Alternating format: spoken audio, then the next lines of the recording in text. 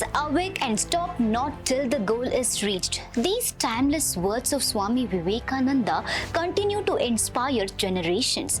Keeping his vision and ideals alive, Prime Minister Narendra Modi on August 1st inaugurated the Swami Vivekananda Cultural Youth Centre and Viveka Smaraka in Mysuru, a centre dedicated to the life, message and ideals of Swami Vivekananda. Karnataka Chief Minister D.K. Shivakumar accompanied the Prime Minister during the inauguration. Before the formal inauguration, Prime Minister visited the Viveka Smaraka, offered prayers, planted a sapling on the premises and watched a short film showcasing the life, teachings and legacy of Swami Vivekananda. The Viveka Smaraka commemorates Swami Vivekananda's historic visit to Mysuru in November 1892 during his journey across India.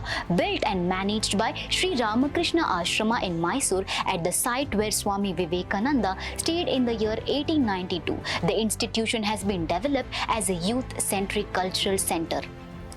The center aims to equip young people with behavioral excellence, life skills, higher values and essential knowledge, enabling them to realize their full potential in both the material and spiritual aspects of life. Its objective is to help young people lead meaningful and fulfilling lives while contributing positively to society. The site is also historically significant because it was at this place, Viveka Smaraka, that Swami Vivekananda, the prophet of the modern age, first decided to participate in the World Parliament of Religions held in Chicago, USA in 1893. For more such updates, stay tuned to Daily Salar Digital.